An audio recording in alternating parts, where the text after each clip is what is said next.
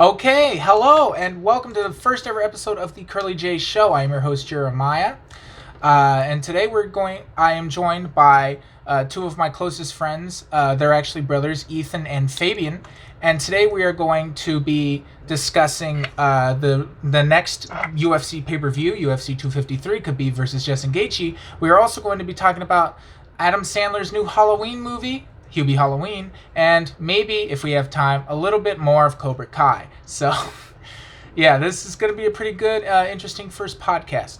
So, first up, we have Khabib versus Gaethje, UFC 254. What do you guys think about that fight?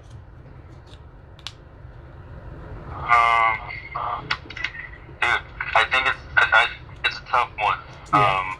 Because Gaethje's got that takedown defense, right? Definitely. But Khabib is just such a dominant wrestler. You've seen time and time again how he just He'll work for it. Yeah, he works exactly. for it. He's like undaunted in his takedown. We saw what he did with Poirier. Poirier was supposed to have that really tough takedown defense. Yeah. I think it was like the second time he shot on Poirier, he took him down. And then he just gets a hold of your legs and can't get up. He just suffocates you. And like to know that he can do it for 5 rounds straight, it just makes it a very unpleasant experience. Yeah, definitely. With that, but with Dustin Poirier, going back to that was my main thing with this fight. Thinking about it was because Dustin Poirier beat down Justin Gaethje. Yeah, Justin Gaethje was winning that fight, but Dustin Poirier still won that fight. He TKO'd Justin Gaethje. Dustin Poirier beat Justin Gaethje. Meanwhile, what did Khabib do to Dustin Poirier? He dominated him in 2 rounds. Yeah, Poirier landed that good left hand. Honestly, I think he would have won that fight if he just pulled guard and got that guillotine in. But still, he lost that fight. So Khabib beat Poirier. Meanwhile, Poirier beat Gaethje. So that's one of my main things. But Justin Gaethje, like I said, is an animal. I feel like if he doesn't do anything within the first 3 rounds, that fight belongs to Khabib Nurmagomedov because he is not going to quit. He has that cardio to just try and grind for that takedown for 25 whole minutes. And it's just going to take a toll on Justin Gaethje, who doesn't really have the best cardio. So, yeah. Well, I mean, also you have to think, like, with that Poirier Gaethje fight, a lot of people could also argue that at that point in his career, even though it wasn't that long ago at all, but that was an under-evolved Gaethje compared to what we see now. Yeah. We see that Gaethje has that cardio, that fight with Ferguson, but we've never seen Ferguson dominate that heavily in a fight. Well, that thing though, with going on off of that with Tony Ferguson, is that Tony Ferguson, he didn't train for Justin Gaethje. He trained for Khabib. He was waiting for that takedown. You see, Tony Ferguson is the aggressor. He'll land his elbows. He'll come in, and he's the guy who's the aggressor. But what was he there? He was the defender. He trained. You could see it, or at least I could see it. He trained for a wrestler, and Justin Gaethje was not that wrestler. And so, yeah, that's the way I see it. I feel like if Tony Ferguson would have trained for Justin Gaethje and not Khabib, he would have beaten Justin Gaethje. That's my thought. So, I don't know. That's true. That is true. Yeah. Gaethje is more of a stand-up fighter as well. Yeah. That's one thing. If Gaethje keeps Khabib on the feet, Gaethje is going to hurt Khabib. And Khabib has shown vulnerability. Like I said, Poirier landed a nice shot, and so did Michael Johnson. Michael Johnson hurt him as well. So Khabib has shown kind of a questionable chin.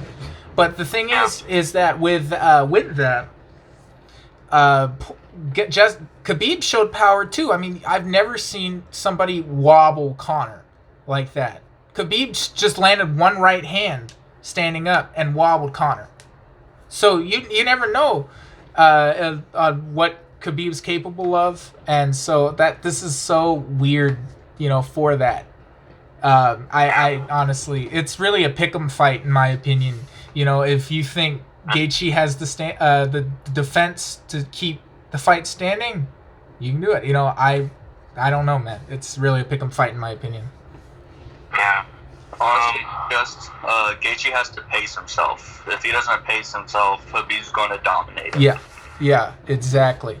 He needs to. Yeah, he shouldn't go, and when he hurts him, he shouldn't rush into things, because then he's gonna blow his load too fast, and he's gonna be tired, and that's when Khabib's gonna take over. Exactly. That's what I thought. But in that Ferguson fight, we saw how he didn't really seem to have a problem with that. Like usually the old fashioned, the regular Justin Gaethje, once he has you hurt, swarms on you and he's just hell bent on finishing, right? But in that Ferguson fight, we saw him taking his shots. When he saw he had him hurt, he was picking his shots and he was taking his time with Yeah. it. And that is true. I thought that was a big improvement on Justin Gaethje. That is very true. He has a lot higher IQ than what he used to. Yeah. He's also progressed significantly as a fighter as well. Yeah. And I mean, look at the resume he's had. I mean, he's Michael Johnson, Cowboy Cerrone, Edson Barboza, like the guys he beat. James Vick, even the guys he beat, he finished. He knocked out guys. He's knocked out Cowboy Cerrone. He's knocked out James Vick. He knocked out Michael Johnson. He knocked out Edson Barboza, a fight that I thought Barboza just dominated. Like, I thought he was going to dominate, and turned out to just be a first round just demolish of Edson Barboza by Justin Gaethje. And so that's when I realized Justin Gaethje was for real. But even the guys that he lost to, he did really great against. Eddie Alvarez. When he fought Eddie Alvarez, he did an amazing job. He just ran out of gas. And same with Dustin Poirier. He did a great job, but Poirier just landed a harder shot and finished it. So it's like I said, Justin Gaethje has a great chance of finishing this fight. Like you said, he showed his discipline. He showed that he can, not just bull rush like he usually does. And so this is why it's so interesting to see this fight. I'm really interested about this. He's also I really like this fight. Yeah, me too. I've been waiting for this fight. Yeah, me too. I'm glad they didn't cancel it. I'm so glad they didn't cancel it. I was worried that this was going to be a Ferguson doing an online service. Yeah, I thought this was going to be like a Khabib Ferguson kind of thing, where it was just like, oh, someone's going to get injured, we're never going to have this fight. But no, it's going to happen, and it's going to be an absolute barn burner of a fight, and I honestly cannot wait for this. All right, now let's move on to the second most interesting fight on that card, which is the co-main event with title implications, and that is Jared Cannonier versus Robert Whittaker. How do you guys feel about that one? And yeah. I like Bobby Knuckles for this one. I think he has that drive. He wants to get back to the top. Yeah. But you definitely can't count out Jared Cannonier, because Jared Cannonier has power. He's got that Francis Ngannou, Anthony Johnson, just power. Yeah. Yeah, you can't count that out. Yeah, he's crazy powerful in that. Yeah, definitely. But yeah, like you said, Bobby Knuckles, he's good, man. He's good. Like, I mean, he was the champion. Don't get that wrong. He was the champion. I mean, he beat Darren Till. Darren Till couldn't do anything. When he fought Darren Till, Darren Till did not do anything. Like, he was just neutralized. He couldn't do anything. And I thought Darren Till was going to win that fight. And he didn't. And I was, absolutely shocked. So, yeah, Robert Whittaker is a great fighter. But, I just think Jared Cannonier has that drive and hunger to make, himself known. because not a lot of people know who Jared Cannonier is. You know, on the other hand, people know who Robert Whittaker is. Even though Jared Cannonier has beaten the Anderson Silvas, you know, he's has like some very big signature wins, and not a lot of people know that. And I feel like that's what he wants to do. He wants to make a name for himself in this fight, and what a way to do it is if he finishes Robert Whittaker. Yeah. Definitely. That's true. I just feel like Robert Whittaker, he has that, you know, he has the experience. Like, yes. He has so many fights on his record, and he's been in that belt several times. I think it could go either way. But I think I would have to go with Robert Whittaker. Yeah, with Robert Whittaker, it's like that. Like, I feel like if you want to pick the fight, if you think the fight's going to go the distance, it's going to go to Robert Whittaker. And if you think, you know, and the only way for Jared Cannonier to win is by knockout, which he can easily do. And Israel Adesanya, Stylebender, he said previously, you know, Jared Cannonier he goes, if you dominate Robert Whittaker, I will give you a title shot. And I like that fight for Jared Cannonier. He has a really good chance against Israel Adesanya. But, of course, I said that with Thiago Santos. I actually picked Thiago Santos to beat Israel Adesanya. Israel took him out in 2 rounds. So, you know, I don't really know. Like I said previously, I really don't know. Yeah, with Israel, like, he's just so dominant in ways you wouldn't think he'd be dominant. Like the Paulo Costa fight, we thought that was going to be a 5-round war between this powerful, this power puncher and then this very technical stand-up specialist. And we just saw how Izzy just did dots. He had just phenomenal head movement, and he got him out of there. And I was thinking that was going to be just a dog fight. Yeah. But like that's what I'm saying. Like with Israel, you never know. Yeah. Yeah. And so like it dominates everyone, and it's crazy. Yeah, man, it's very interesting, especially in this middleweight division that's absolutely stacked. And honestly, like, people laughed at it, but Chris Weidman, like, I would love to see. I'm a Chris Weidman fan. I'm a Dustin Poirier fan. I'm a great, you know, like, wrestling box, like, kind of thing. And this dude, great. I'd like Chris Weidman in that fight, believe it or not. But first, he's got to get a couple more wins than 1, and then lose 2, and then win 1. You know, but I mean, he's beaten, what's his name? Gastelum. He beat Kelvin Gastelum before, so Chris Weidman's good. But Kelvin Gastelum, that was a war with him and Izzy. A lot of people could say that he was like one of the lower tier fighters that Israel fought, but he's the one that gave Israel the most. He gave him the most problems. Definitely. So there's that too. But Israel again has also progressed as a fighter as well. There you go. Exactly. Yeah. Israel has learned from that fight. You know, Gastelum, you know, he did great. You know, but even then, like, I feel like the longer the fight goes, the better Israel has a chance of doing. Because he's very similar to Vasyl Lomachenko in the way where he'll just download data for a little bit, and then he'll figure you out, and then he's got you. You know, sometimes it takes him longer. Like, I don't think he really figured out Yoel Romero. To be honest, though, Yoel Romero didn't move. So he wasn't very aggressive in that fight. No, he was expecting him to be. And that wasn't the case. The way I saw that Yoel Romero fight was, like, we all know how Yoel Romero has he has a mentality where, you know, starts out really slow, really lax. I love you. And then further into the fight gets like crazy, and starts throwing these power shots. But it was like every single round for Yoel was the first round. He never got out of that laxity. He never really warmed up. Like, I was like, what's going on? That was like, look, I defended that fight in the beginning, and the more I watched it, I'm just like, and people blame Israel. People blame Israel for that fight. They don't blame Yoel Romero. Yeah. They don't blame Yoel Romero. They blame Israel for that fight being boring. They're like, Israel ran the entire fight. I'm like, no, he didn't. He just moved.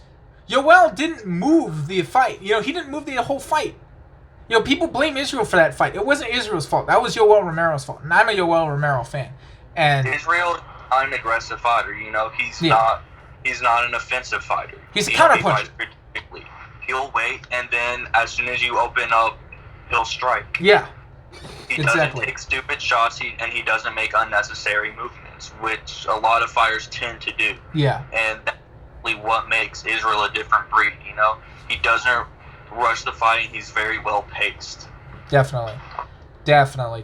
And, but, yeah, like I said, you know, it's an interesting fight, and especially in this interesting division. But, yeah, Fabian, how do you feel about Jared Cannonier and Robert Whittaker?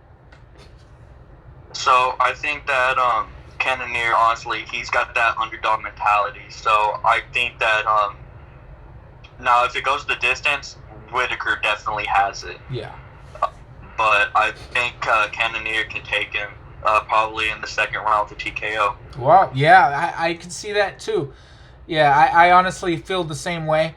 And I usually kind of go for these guys with the underdog mentality. Like we saw that with Corey Anderson when he fought Johnny Walker. You know, everyone was like, you know, Johnny Walker's going to dominate Corey Anderson. He's going to take him out in under a minute like he does with all his other fights. No, Corey Anderson, the wrestler, the grinder, the guy who's not known for striking, TKOs Johnny Walker. Because he was mad. He was mad, and he said, y'all are, he goes, you threw me in here to lose. They said, Dana White even said, he goes, he was mad this entire fight. He was like, you guys are throwing me in here to lose. He goes, I'm going to show all of you. I'm going to show. And he went and he TKO'd Johnny Walker. And so that, you know, it's that underdog mentality. And I feel like I see that with Jared Cannonier. And so, like, I really like Jared Cannonier in this fight. I really do. Right.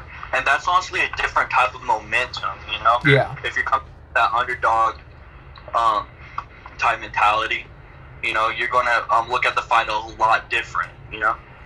Yeah. I feel that Robert Whittaker is going to get a little bit too laxed in the fight, and Cannonier is going to take advantage of that. Yeah. And, I mean, like, we saw that with the Darren Till fight even. You know, when Whittaker kind of got relaxed and kind of got what he thought was in the zone, Till hit him with one good shot and knocked down Robert Whittaker. And you can't do that with Jared Cannonier. And I kind of see it going the way Junior Dos Santos versus Jairzinho Rosenstrike went. And where, you know, one guy, you know, he's getting comfortable, and then the one dude lands the big shot and the fight's over. Right. I could see it going like that. And that's why I kind of like Jared Cannonier in this fight. Right. Yeah. And, like, that's all it takes is just one clean punch. Definitely. You know? Definitely, man. This UFC fight is going to be crazy, man. I can't wait for this card. What about this heavyweight fight between Alexander Volkov and Walt Harris? Walt Harris is going to fight Alexander Volkov? Yeah. Oh. That's a good fight. Yeah. That is a good fight, man. I think, with Walt Harris, once again, you know, I see it going the same way it went with Alistair Overeem. Honestly, I love Walt Harris. You know, what happened to his daughter is an absolute travesty, and that should never happen to anybody ever. And every time I see Walt Harris fight, I go for that man. You know, and it's an absolute travesty what happened. So with Walt Harris, I just hope he trained better. And I hope he wins this fight for his daughter. I really do. I'm going for him. I am going for Walt Harris because I want him to win this fight, even though Alexander Volkov is an absolute monster.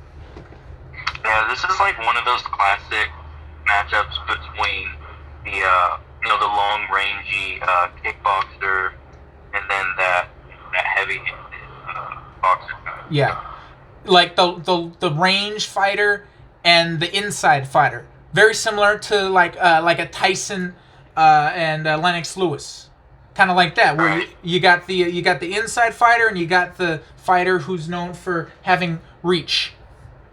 So it's, like I said, a very interesting fight. Very, very interesting. That's a good fight, and once again, I really want Walt Harris to get this done. I want Walt Harris to do it, and I thought he was gonna do it against Alistair Overeem. Unfortunately, he did not. But yeah, dude, this is a very interesting fight, and I also like this fight for the heavyweight division. I feel like it's gonna play around with the rankings. Yeah. See later on. Definitely. But I feel like the next big heavyweight fight should be Ngannou and Miocic too. I feel like that's the next big Stielpic, fight. yeah, you gotta pick Stielpic, man. You got Stielpic and Francis Ngannou. Yep. Oh, Joey Diaz. I don't know who wins that rematch. Dude, Francis really has been doing good. But once again, what has Francis really been doing? He's been doing the same thing he did before he lost to Stipe. Just boom, 30 seconds, boom, 30 seconds. So his cardio is still questionable in that fight. His cardio is still questionable. And also his vulnerability. Yeah. Because you saw in that fight with who was it, Rosenstrike? Rosenstrike, right? yeah. He just goes and bull rushes and he just winning all over. From what I saw, no technique. He has this Deontay Wilder style, yeah. He has this Deontay Wilder style where he doesn't have educated strikes. He just knows he has power, so it's just windmills, and it works. Yeah, it definitely works. It works, yeah. So, yeah, man, with Francis Ngannou and Stipe, that fight needs to happen. And honestly, I like Francis Ngannou in that fight. And I feel like for Francis to win that fight, he has to fight like DC did. Get up on Stipe. Get up on Stipe and kind of counterpunch him. Because Stipe's really, he really throws straights.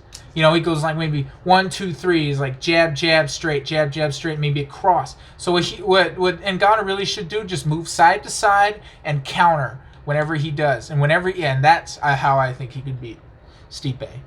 Is bobbing and weaving, moving a lot like a Sean O'Malley, I guess, maybe.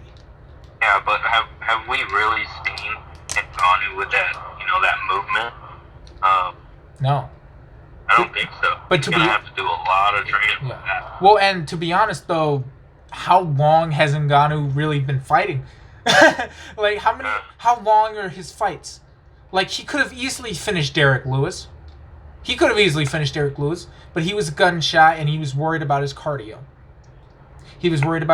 I think if there's ever a rematch between Derek Lewis and Francis Ngannou, that's fight of the year, and Derek Lewis is going to get flatlined. And I feel like that Francis Ngannou, if he fights anybody, he's going to get flatlined. I feel like if he fights John Jones, he's going to get flatlined. Yeah, that's a crazy fight too. Dude, John Jones... I'm not a John Jones fan. If anybody knows me, you guys know I'm not a John Jones fan. I've been a Daniel Cormier fan forever. So I'm not a John Jones fan. But I gotta hand it to John Jones he's saying, I vacated the title, moving up to heavyweight, and then he proceeds to say, I'm gonna fight Francis Ngannou. The scariest man in the heavyweight. The scariest man, not just in heavyweight, in the entire UFC. Yeah.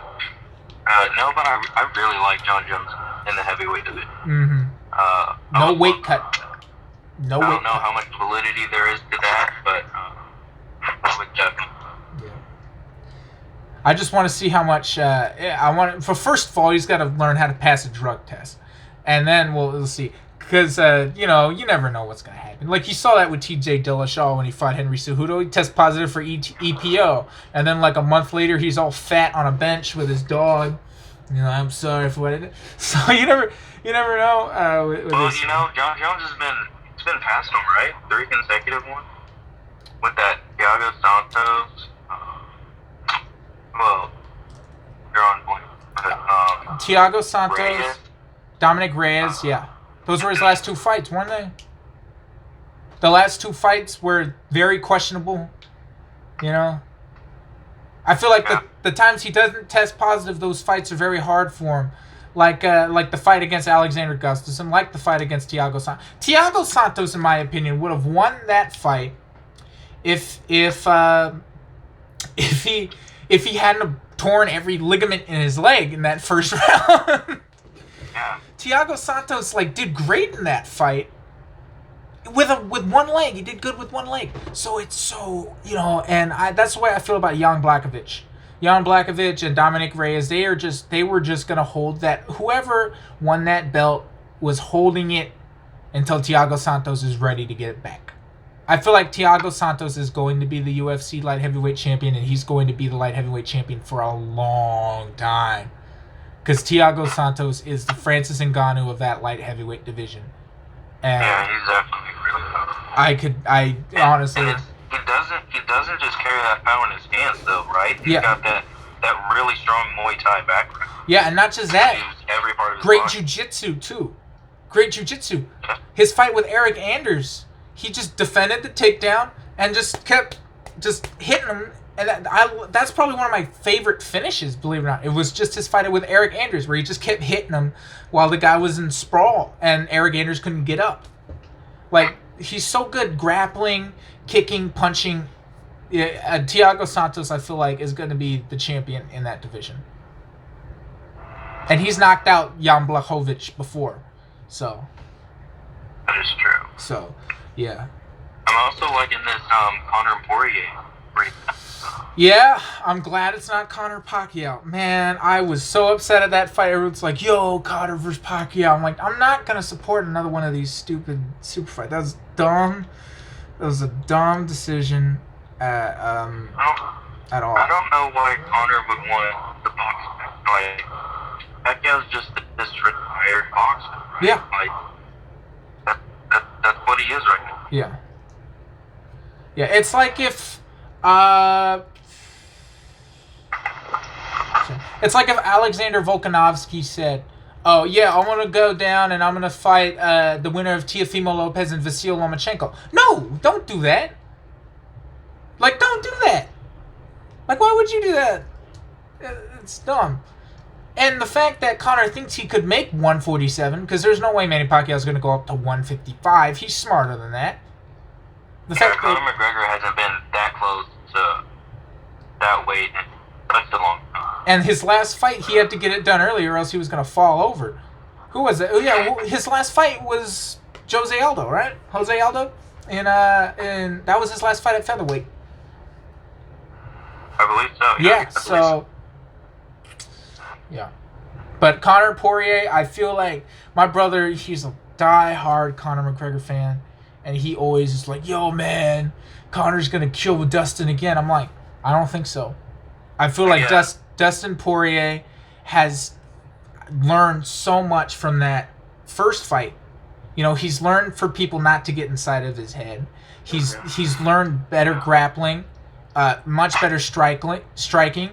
I feel like overall, Dustin Poirier is the better fighter in this fight against Conor McGregor. You also think McGregor's been out of the MMA scene for a while now as well. What was his last fight? Yeah, Khabib, right? Yeah, it was his last fight. No, Cowboy, remember? Cowboy, that's right. Yeah, that was 11 months ago, 10 months ago. But we've seen, Conor finished him in the first round, 40 seconds. Have we ever seen Cowboy finish that quickly?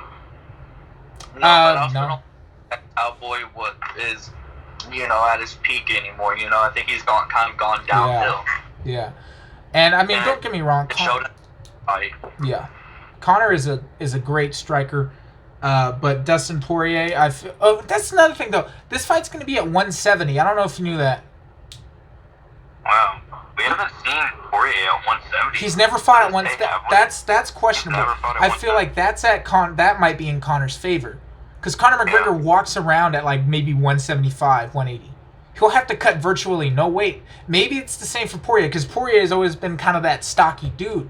But yeah, I don't know why this is at 170 when the winner of this fight's probably going to fight the winner of Gaethje and Khabib. Why is it at 170? Why not 155?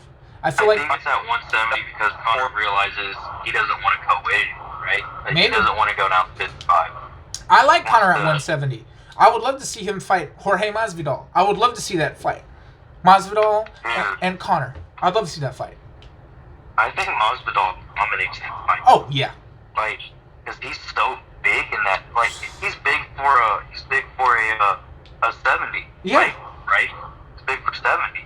And then we got Conor McGregor, who's on the smaller spectrum of the welterweight, right? Mm-hmm. So I think Masvidal dominates. Throw Conor McGregor in with Khamzat Chimaev. Khamzat Chimaev, the one punch man of that division.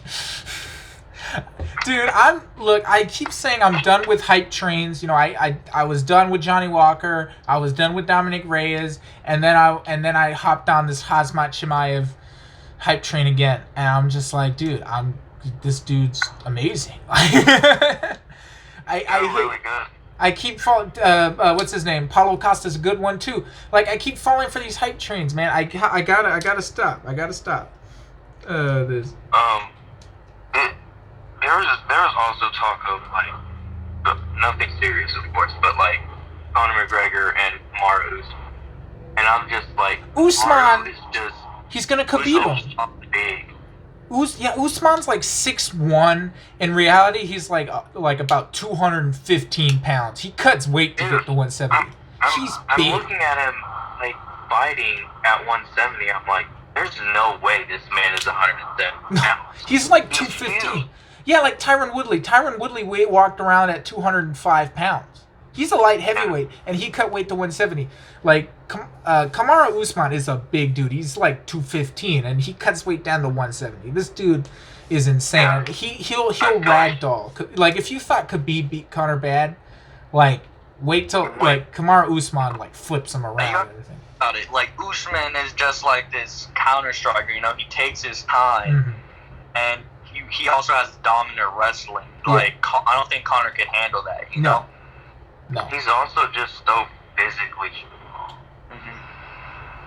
As it could be. Like, I feel like to test Conor McGregor, throw him in with Kobe and see what Kobe does. I think Conor beats Kobe. I think Conor can beat Kobe. I don't think he can beat Usman. I don't think he can beat Masvidal. But I think Conor can beat Kobe.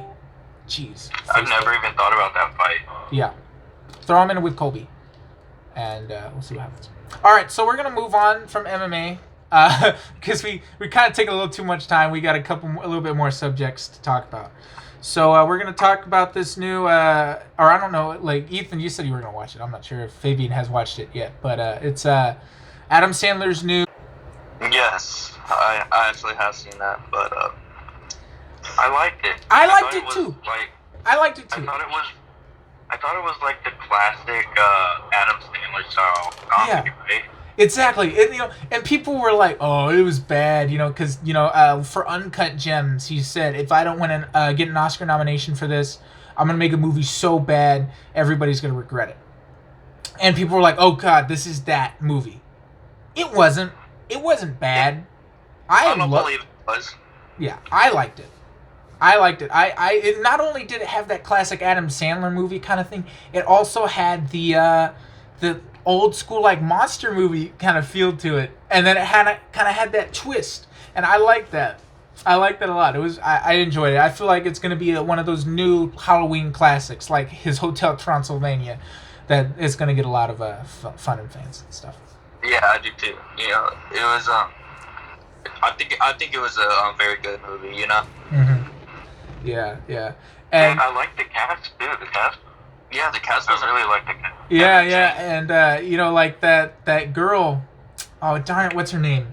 Paris something. She's the girl who the kid had the crush on. I was looking at her. I was like, she's pretty. And that's when I like a movie. When I see an actress that I'm just like, wow, she's pretty. Like that's when I know I like a movie. And this actress Paris, and I don't know how to pronounce her last name. She was good. She was funny, And I kind of like that movie. You know, the one problem I did have with that movie was the voice by Adam Sandler, but of course that's just Adam Sandler. That's that's just Yeah, that's just him doing what he does. Yeah, you know, like Waterboy. That's one of the reasons I don't like Waterboy. I kind of feel like I don't know. It kind of gave me that Waterboy vibes, you know. It was his voice. Yeah, they kind of gave him that Bobby Boucher kind of sounding voice, even though he didn't stutter. He just had that like flow with it. Of course, you can only do so many natural voices. Right. And I mean, it wasn't Jack and Jill terrible. It wasn't like I Now Pronounce You Chuck and Larry terrible. It was. I liked it. I enjoyed it. The mother. Adam Sandler's mother in that movie. I'm not going to spoil anything, by the way. I should have given you guys a heads up. Don't spoil the movie. But Adam Sandler's mother in that movie looks like she smells like the worst part of a skunk. I've never seen somebody look that terrible. Like she's old. She's very old. But she does not look like good at all. She looks like she smells. Like she's ugly. Like that's how like she looks the way she smells. Probably very terrible. Probably very terrible. Yeah, and the movie also had a tribute to Cameron Boyce in that, and I really liked that. So that I overall very great movie. I mean, I don't believe it's one of his best movies, you know. But it was definitely a good movie, yeah, you know. Yeah. I like Karan Brar in that one too. I haven't seen him in long time. Honestly, I liked him seeing you know, it seemed that he was playing like a different role than what he usually plays, you know. Mm-hmm. Yeah. And Ray Liotta. I saw Ray Liotta in that movie. I was like, that's Ray Liotta. And who else? Ray Liotta. That kid from Good Luck Charlie, he was in there too, right? Yeah, the Indian kid. No, that was the kid. That was the kid from Jesse. The Indian kid. There was that kid from. There was a lot of like kid stars in there. There was a lot of kid stars in there. But it was cool. No, I feel like the best Adam Sandler movie on Netflix that I enjoyed is either Uncut Gems or The Ridiculous Six. If you have not seen The Ridiculous Six, you need to watch that movie. That one is fun. I love that movie. Amazing movie. I love that movie. Out of 10, what would you score that movie from 1 to 10? I'd give it a 4. Yeah, I'd give it a 4 too. I'd score that movie a good 4 out of 10. It was funny. It was funny. Like there was some scenes like I couldn't stand the first like 15-20 minutes. I'm like, this is terrible. Yeah. The first 15-20 minutes, I was like, oh god, this is terrible. The only joke I had was about the dad. Where she's like, who was that guy who chased you around with a tennis racket? Like, oh, that was Dad. She goes, yeah, God rest his soul. That was the only joke I laughed at in the first 15-20 minutes of that movie. And then I started laughing a lot more in that movie. So it redeemed itself from the first 15-20 minutes. I'd give it a 5. I mean, like the cluelessness of the mother and Hubie. It was funny, you know, for a little bit, but then it, as it progressed, it kind of just got a little bit more annoying, you know? Yeah. The mom with the shirt jokes were hilarious, where she has these shirts and she has no idea what they mean. And it's... That's what I laughed at. That was the first thing I laughed at. I was like, okay, that's really fun. That was hilarious. That was so fun. I love that movie. Let's see. Yeah, no, dude, it was a great movie. Yeah, 4.5, 5. It was absolutely great movie. All right, so let's donate these last 10 minutes and talk about Cobra Kai, because this show is phenomenal. First of all, if you have not seen Cobra Kai, you need to watch Cobra Kai. I'm not going to spoil Cobra Kai because you need to watch it to experience it. First of all, Ralph Macchio at 58 does not look 58. Does not look 58 at all. This show is amazing. you're involved, you know, like you start feeling what some of these characters are feeling, you know. Yeah. It's very well written. Yeah. I love writing, and I love these actors, you know, like they're amazing. Yeah. Like, it's phenomenal. Yeah. Like, and I just love the intensity of some of them. Like Hawk. Hawk is my favorite character in that show because he's so intense and crazy. Like seriously, like that's just he's out of the movie. Underdog of that TV show series, you know. Yeah, he's like the he's like the guy that it's hilarious. Like he's out of the '80s Karate Kid movies. Like he's straight up out of that. No. Yeah, man, I love that show so much. I love it. Like he always keeps you guessing, you know, but he also has that great sense of loyalty, you know. Yeah. My only concern with this, because you gotta, if you don't like YouTube, if you like YouTube, whatever, hats off to them for creating this show. Hats off to them for creating Cobra Kai. Yeah. I honestly wasn't too thrilled when it was moved to Netflix, you know. Yeah, me too. I started watching this when it first came out on YouTube Red, you know. I did not have the opportunity to do that, and I regret it. Yeah, I binge watched the first season and literally in a day. Yeah. And then same thing with the second season, you know. Then I went and I rewatched some episodes, you know, just for a few Easter eggs, you know, to see a few Easter eggs in it. Because there are a lot. If you're not paying attention, you'll miss quite a few. Oh, yeah. I watched a YouTube video of it. I'm like, I did not catch that many Easter eggs in there. Like, there's a lot in there. Like, my mom's like, if I watch a show with my mom and she enjoys it and she wants to keep going, that's how I know, like, I'll enjoy the show. Because she loved Cobra Kai. She's like, let's watch Cobra Kai. So we watched Cobra Kai. Like, that show, that is amazing. But I do have a concern with Netflix because...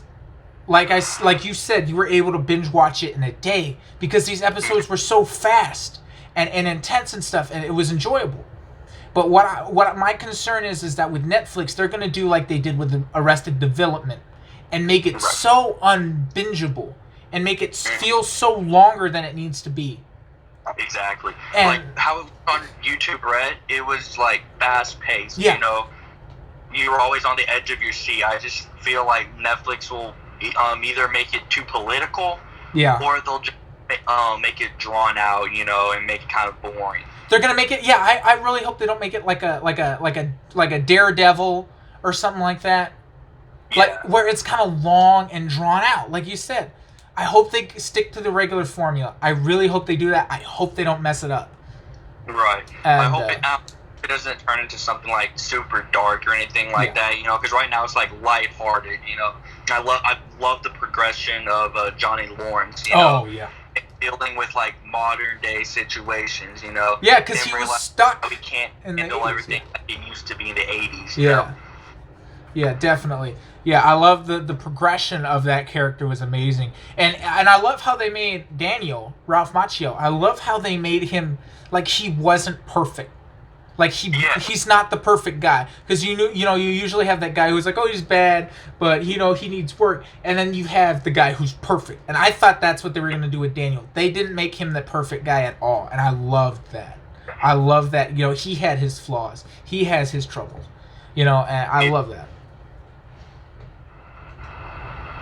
No, that show is great. The writers, I love these writers. You know, it's very well scripted, and the actors as well. You know, I really can't see anyone else portray roles. I'm so glad they brought back the original actors.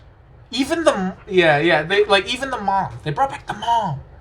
And like, oh my god, that's crazy. Like, yeah, they're like Daniel and all them do. And did you know? I didn't know this. The daughter of Ralph in that show. What's her name? Sam. Sam. Ralph Macchio's daughter. She never saw the Karate Kid when she auditioned, like any of them. Really? And she auditioned, and she got the part. She goes, "Oh, I might as well watch them." And she watched them, and she goes, "These were like her favorite movies." After that, I'm like, "That's crazy." She got the part. She didn't even watch the movies. Like, that's crazy. But yeah, she's 22. Oh, I didn't know that.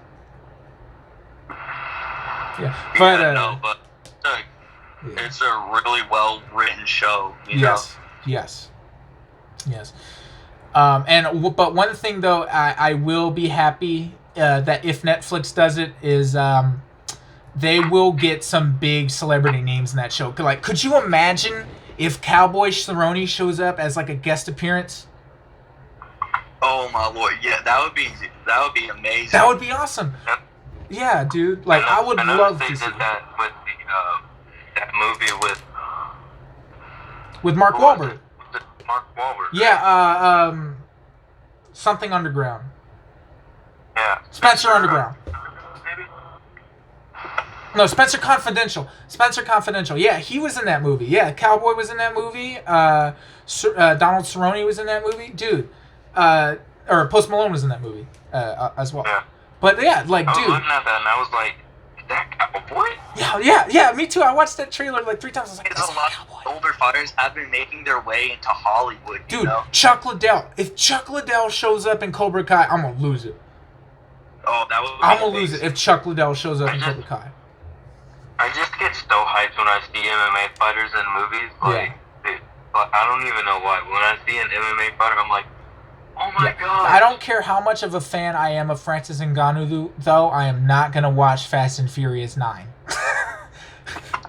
I am not going to support Fast and Furious 9. I don't care how big of a Francis Ngannou fan I am. They need to stop making those movies. They do. I think it's about time. Yeah, like, the first, 3-4 movies were, all about cars, and then it just became this, gun and, war, movie. Like, they all became, like John Wick movies. I'm like, why? Like, they're like, oh, it's an action movie with cars. No, the other ones were, car movies. This was, they're like, now it's an action movie with cars. Where you can fall off of a 14-story building and just have a broken arm and leg. Oh, my God. I hate those movies so much. But no, for real, Cobra Kai. Honestly, if Netflix gets in some celebrity people great, even guys who are known to train in martial arts, but aren't a martial artist, actors, somebody like a Tom Cruise or an Idris Elba. Yeah, Jason Statham. I'm not gonna lie, I would love to see Stephen Wonderboy Thompson. Oh, he would do it too. You know, he would do it too. Karate style, that he's known for. That would be that's a good one. Stephen Thompson. That would be awesome. Or Sage Northcutt. When GSP was in Captain America. Yeah, I was happy. I was like, oh my god. I was like, that's GSP. He's all fat. Dude, GSP. I love GSP, man. He's the greatest of all time. He is. He's the greatest of all time. He skipped out of the GOAT topic so much, it honestly angers me. Yeah, everyone's like, oh, it's John Jones. I'm like, no, it's George St. Pierre. No, exactly. The man has some of the most dominant wrestling and striking in the history of the UFC, you know? But because he suffered a loss, people want to take him out of the GOAT topic, you know? Yeah. I mean, look at this dude. He comes back 8 years later at middleweight against the middleweight champ and dominates him, takes him out in 3 rounds. Mm-hmm. You can't get any better than that. Exactly. He comes back into the scene, out of nowhere. And of course he's training, but he's not training as hard as some of these other fighters, Definitely. And he just takes out one of the best middleweights. But, and he does it, flawlessly, it's nothing to him. Yeah. Dude, yeah, no, GSP is the GOAT. I will agree with that. But, like I said, he might show up, him, Wonderboy Thompson, Sage Northcutt. Hey, if they're in Cobra Kai, I am not going to complain at all. Heck, you know what? Throw in Ronda Rousey. Even though I don't like Ronda Rousey, just throw in Ronda Rousey. She'll do it too. Yeah. She'll do it too. Even Wonderboy Thompson, I think, definitely would do it. He embraces his style of karate very much, And he loves movies too. Like, did you ever see him in there was I think it was one of the magazines. There was a YouTube video where he breaks down karate and martial arts scenes in movies. Yeah. Like, he loves movies. So if Netflix reaches out to him and I see, I'm gonna freak out. I'm gonna freak out. I see. Oh my God, it's one of Boy Thompson, dude. Yeah, no, that's awesome. Yeah, I think him. I don't know about GSP just because GSP has gotten really big in the Hollywood industry now. Yeah. You know, with Kickboxer. That was a dumb movie. Right. I don't know. It's a possibility, you know. Yeah. I think he would do it. But Sage Northcutt, dude, I think he would. He's young. He could be like a college student who shows up or something. You know, starts doing a bunch of flippy stuff. But I feel like yeah. What's his name? I think he might show up for like Barnes. You know. Yeah. What's his name? I think that'd be funny. Yeah. Dude, no. I'm surprised Connor hasn't made any like Hollywood appearances. Well, yeah, he was in those Burger King commercials. The biggest star in He was in those all of combat sports. Yeah, I mean, he was in those Burger King commercials and those Proper 12 Irish whiskey commercials. I don't know if you've ever seen this TV show on Netflix. It's called The Kingdom. Kingdom, no. Yeah, that's I don't know about you, but I actually like that show. It's a show about MMA, you know. Oh, really? Yeah, and you'll be surprised about who one of the main cast is. Okay, yeah, I'll definitely check that out. Man. That's a great topic. All right, man. I feel like we're gonna end it right here. So thank you guys for being on. Thank you guys for taking your time. Out of your day. Yeah, man. I feel like maybe we should, next time there's a UFC fight that we're interested in, maybe we should just come on and talk about that. Yeah, for sure, man. I feel like this was a great first episode. So yeah. All right. I want to thank you guys so much for watching the first ever episode. I hope you guys stick with us, and I hope those text message notifications did not annoy you. All right. You guys have a great one, and until next week, peace out.